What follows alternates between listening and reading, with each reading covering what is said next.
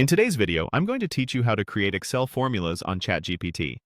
By the end, you'll know exactly how to ask for the formulas you need, copy them, and use them in your Excel workbook to calculate total sales and count completed sales.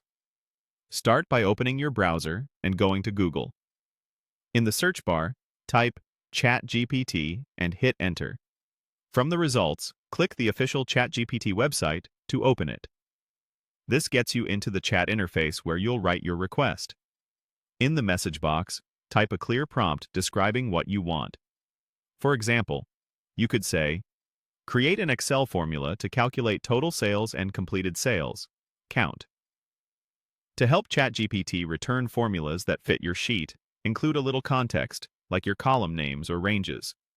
For instance, mention that your sales amounts are in column B and your order status is in column C. The more specific you are about ranges, table names, or the exact word used for completed orders, the more accurate the formula will be. Click Submit to send your prompt. ChatGPT will reply with formulas. For total sales, it will typically suggest a sum over your sales column. When you see the result you want, use the Copy button next to the code or formula. This ensures you grab it exactly as written. Switch back to Excel and paste the formula into the appropriate cell or the formula bar. Then press Enter.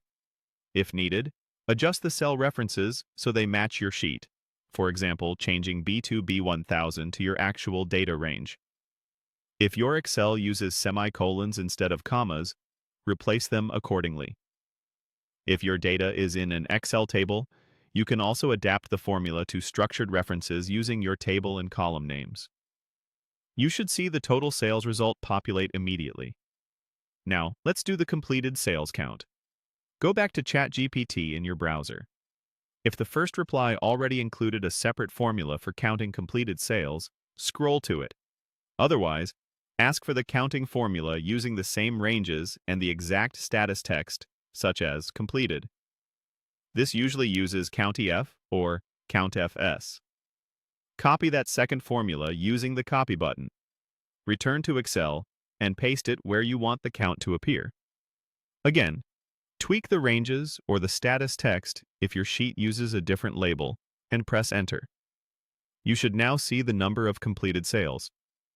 If the result looks off, double-check that the status text in the formula exactly matches what's in your cells, including capitalization and spacing. That's it!